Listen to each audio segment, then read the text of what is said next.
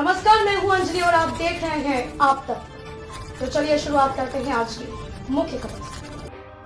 Film industry और media क्षेत्र का प्रतिष्ठित संस्थान मारवा स्टूडियो अपने गौरवशाली 30 वर्षों का सफर तय करके एक नया कीर्तिमान स्थापित कर चुका है।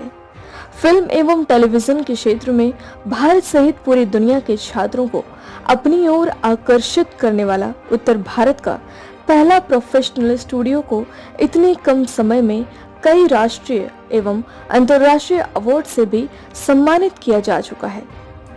मारवा स्टूडियो संस्थापक एवं international chamber of media and entertainment industry के प्रेसिडेंट संदीप मारवा ने कहा कि मैंने इसे कड़ी मेहनत और लगन से सींच कर बड़ा किया है, जिसमें मेरे माता पिता, मेरे सहयोगियों एवं परम पिता परमेश्वर का बहुत बड़ा सहयोग रहा है।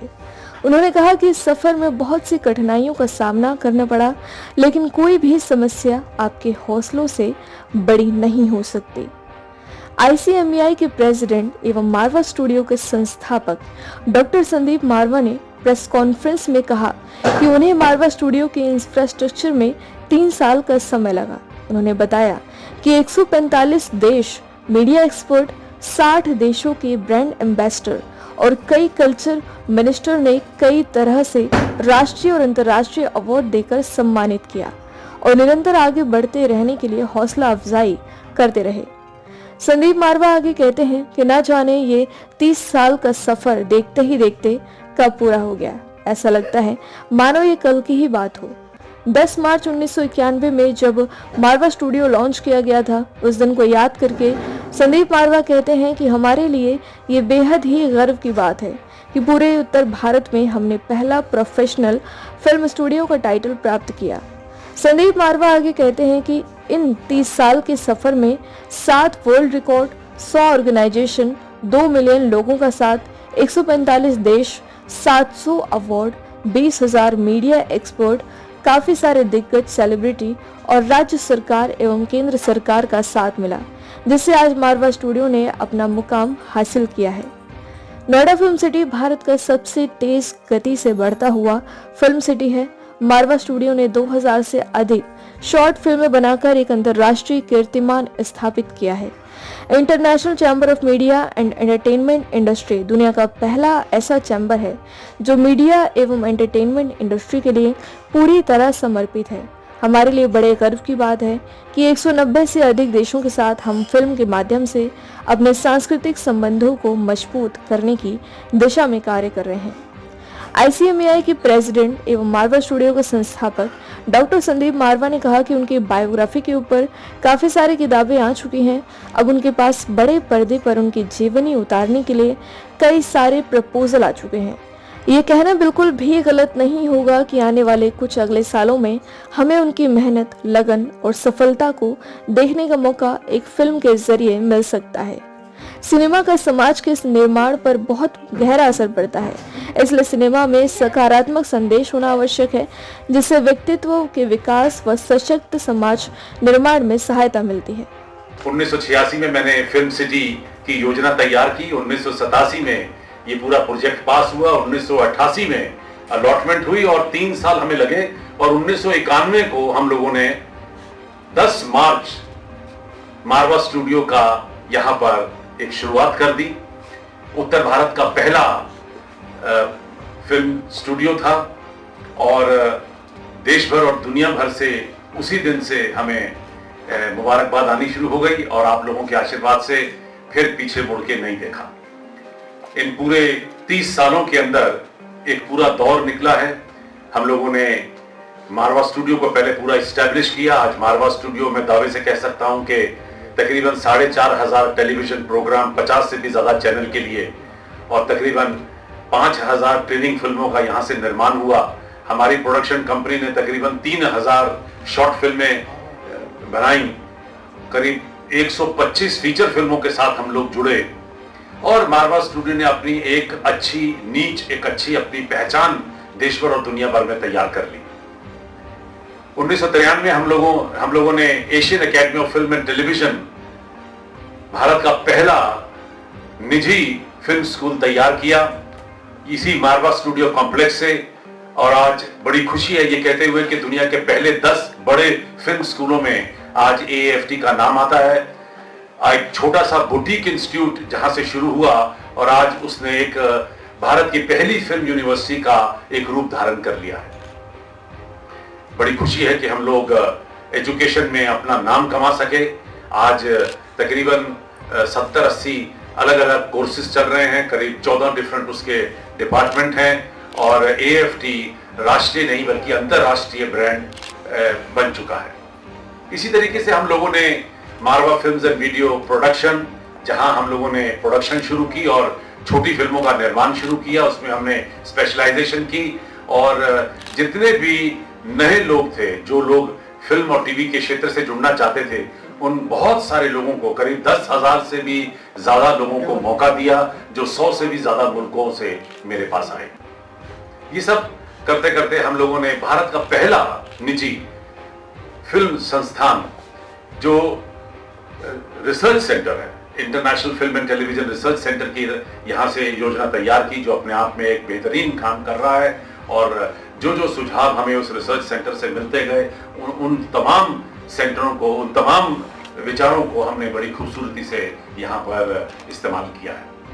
हमने international film and television club की योजना तैयार की, जिसके अंतर्गत अब हम लोग कुल मिलाकर 10 से भी ज्यादा खूबसूरत फिल्म फेस्टिवल देश को दे चुके हैं, जिसमें global film festival, global festival of journalism, global literary festival, global fashion week, international festival of cellphone cinema, AAFT festival of short films, ASMS festival of short digital films, सूफी festival और country wise तमाम जो festival हम लोग करते आ रहे हैं, children festival हम लोग करते आ रहे हैं। तो एक फिल्म क्लब ने अपने आप में एक अंतरराष्ट्रीय रूप धारण कर लिया है और इन सभी इवेंट्स को जोड़ के आज हम बड़ी खुशी से ये कह सकते हैं कि हमने तकरीबन 20 लाख से भी ज्यादा लोगों को फिल्म टूरिज्म के अंतर्गत नोएडा फिल्म सिटी तक आकर्षित किया है। 30 साल का ये समय बड़ी खूबसूरती से यहाँ से निकला है। मारवा स्टूडियो ने, एशियन एकेडमी ने और हमारी सभी संस्थानों ने और संस्थाओं ने एक अच्छी नींव बनाई है। 100 से भी ज्यादा संस्थाएं हम लोग यहाँ से खोल चुके हैं अपने लिए, लोगों के लिए।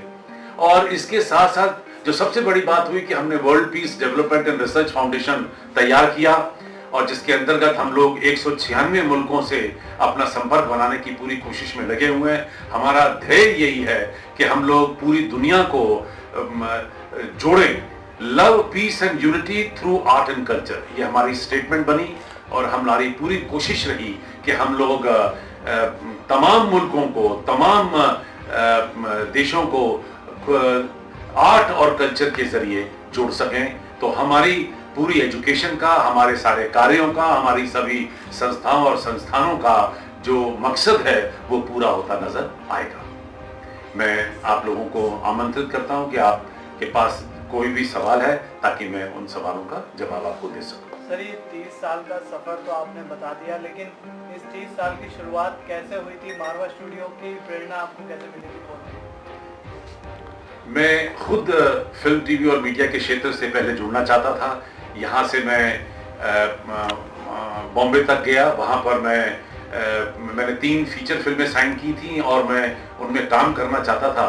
लेकिन मेरी बदकिस्मती थी कि जिस दिन 3 फिल्मों को मिस्टर रेड्डी फिल्म प्रोड्यूस कर रहे थे, उनका अचानक देहांत हो गया और मुझे ये ख्वाब फिल्मों में आने का जो था वो छोड़ना पड़ा। इसी तरीके से जब मैं भारत का जो सबसे पहला और पुराना फिल्म संस्थान है वहां पर जब ज्वाइन करना चाहता था तो मुझे पता चला कि वहां पर एक्टिंग का जो कोर्स है वो स्थगित कर दिया गया। वो भी मेरे लिए एक बहुत बड़ा एक झटका सा था, क्योंकि मुझे लगा कि अगर मैं हताश हो रहा हूं तो इसका मतलब देश भर में कितने ऐसे बच्चे रहे होंगे जो हताश हो रहे होंगे। तो क्यों ना एक ऐसा संस्थान तैयार किया जाए जहां हम लोग खुद लोगों को आगे बढ़ाने की, सिखाने की और उन्हें प्रोत्साहित करने का काम करें। और शायद यही वजह थी कि वो सारे विचार मेरे दिमाग में चलते रहे और वो जमकर एक फिल्म सिटी का उसने रूप लिया। और 1986 में जब मैं थिएटर, टेलीविजन के क्षेत्र से अच्छा खासा जुड़ चुका था, तब मुझे लगा कि अब समय आ गया कि अब एक यहाँ उत्तर भारत में फिल्म सिटी होनी चाहिए। सवाल मेरा ये है, आपने जब ये स्टार्ट किया था, इससे पहले आपको किन-किन परिस्थितियों का सामना करना पड़ा और कैसे परेशानी? देखिए, हर इंडस्ट्री जो है वो एक एक्सपर्ट को वेलकम करती है, एक एजुकेटेड ट्रेंड आदमी को हमेशा वेलकम करती है।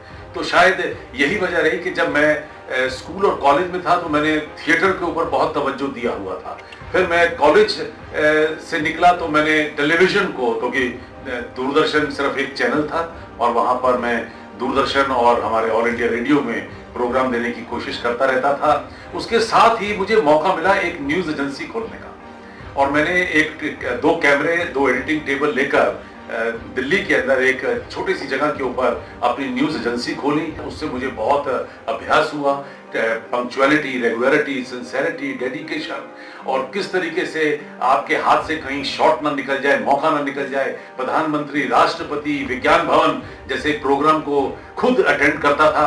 पता था कि भाई टेलीविजन के ऊपर आपकी शॉट्स जाने हैं और जो महत्वपूर्ण शॉट्स हैं वो आपकी आज की डेट में कवर होने चाहिए। वहां से मैंने सीखा भी और तजुर्बा भी अपना तैयार किया। सबसे पहले तो आपको 30 साल की जो आपने इतनी मेहनत की उसके लिए बहुत बहुत बधाई। और जैसे कि अभी आपने बताया कि कुछ कारणों की वजह से आप फिल्मों में काम नहीं कर पाए, लेकिन क्या हमें आपके जो जीवन में आपने इतनी मेहनत की है इसकी बायोग्राफी फिल्म मूवी देखने को मिलेगी? कुछ ऐसा आपके संपर्क में कुछ चीज़ें? ये मेरी खुशकिस्मती है कि इस वक्त 3 किताबें लिखी जा चुकी हैं, जिसमें से 2 छप भी चुकी हैं, और करीब 3 या 4 किताबें अभी और लिखी जा रही हैं। तो ये बायोग्राफी तो आ गई है, तो मैं मौका देखकर हो सकता है अगली बार आपको अपनी बायोग्राफी दे भी दूंगा, ताकि आप, अगर आपके पास वक्त हो तो आप उसे पढ़ें।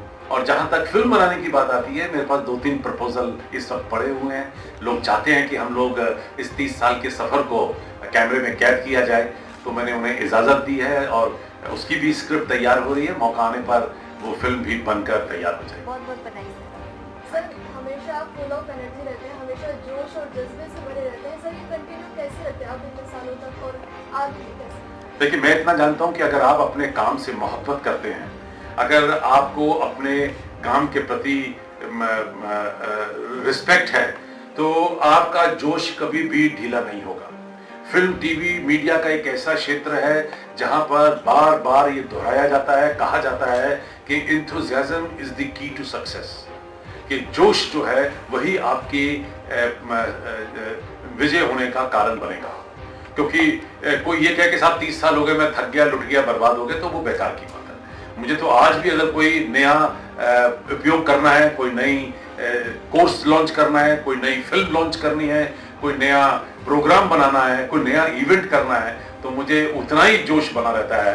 मुझे लगता है कि आज से फिर एक नई कहानी शुरू हुई है। आज इस प्रोग्राम को भी हमें उसी मकाम तक पहुंचाना है जिसको हमने पिछले प्रोग्राम उस मकाम तक पहुंचाया था। सर, पिछले 30 सालों में ये पैंडेमिक का जो दौर चल रहा है हमारा, शायद सबसे कठिन होगा। स्टूडेंट्स को कैसे मैनेज किया है इस दौर में आपने? नहीं, सबसे मजे की बात ये थी कि मुझे ये अच्छी तरह मालूम है कि मीडिया वालों की जिम्मेदारी ऐसे मौकों पर, सिर्फ पेंडेमिक ही नहीं, चाहे वो वॉर है, चाहे कोई दूसरा बीमारी आ गई है, या कोई बाढ़ आ गई है, चाहे कोई मुसीबत आ गई है, कोई साइक्लोन आ गया, कोई सुनामी आ गया है, ऐसे मौके के ऊपर मीडिया वालों को हमेशा तेजस्वी हो जाना चाहिए, चौकन्ना हो जाना चाहिए। आपका फर्ज जो है वो पहले से भी ज्यादा बड़ा हो जाता है। आपका फर्ज बन जाता है कि आप उन्हीं बातों को, जिन बातों को सरकार कह रही है, जिन बातों को सुलझा और समझा हुआ कहा जाता है, उनको आम जनता तक पहुंचाने की कोशिश करें। सर, यूपी सरकार ने स्पीच में एक नोएडा फिल्म सिटी एस्टेब्लिश करने का एक नया प्रपोजल डाला है। अब तक यहाँ पे जो पढ़ते थे, या नोएडा एनसीआर, दिल्ली एनसीआर जो भी पढ़ते थे, उनको मुंबई जाना पड़ता था। तो कितना बेनिफिट देगा मारवा स्टूडियोज को और यूपी में रहने वाले या दिल्ली एनसीआर में रहने वाले बच्चों को? पहला प्रभाव तो तभी पड़ गया था जब नोएडा में फिल्म सिटी यहाँ सेक्टर 16A में स्थापित हो गई थी। तो बहुत सारे लोग जो सिर्फ ख्वाब देख रहे थे यहाँ से किसी दूसरे प्रदेश या शहर में जाने के लिए, वो उन्होंने अपने आइडियाज जो ड्रॉप कर दिए। और शायद यही वजह थी कि 17,000 मीडिया प्रोफेशनल जो इस वक्त नोएडा फिल्म सिटी में 3 शिफ्ट में काम कर रहा है, शायद उसमें से बहुत सारे ऐसे लोग होंगे जो शहर दिल्ली या उत्तर भारत छोड़ के जाना चाहते थे, वो यहाँ पर आकर स्थापित किया उन्होंने अपने कामों को। फिर तकरीबन 1 लाख से भी ज्यादा लोग जो फिल्म सिटी से आज जुड़े हुए हैं, जिन लोगों ने अपनी रोजी रोटी नोएडा फिल्म सिटी से कमाई है या कमा रहे हैं, वो लोग भी अब यहां को छोड़ के जाना नहीं चाहेंगे। और रही बात अब नई फिल्म सिटी की आने की, ये बहुत बड़ा एक मैं तो कहता हूं अचीवमेंट है हमारी कि आज नोएडा फिल्म सिटी के सक्सेस होने से, क्योंकि आज नोएडा फिल्म सिटी में से 350 चैनल 162 मुल्कों में प्रसारित हो रहे हैं और करीब 1.25 लाख लोग आज किसी न किसी तरीके से इस फिल्म सिटी से जुड़ा हुआ है, या तो उसका प्रभाव ही तो है ये 1000 एकड़ की फिल्म सिटी जो हमारे आदरणीय मुख्यमंत्री ने आज अनाउंस की है। और मुझसे ज्यादा खुश और कौन हो सकता है कि हमने फिल्म सिटी को जन्म दिया और आज उसका बड़ा भाई बनने को तैयार हो गया है, एक दूसरा बेटा जो है वो सामने आने को तैयार हो गया है।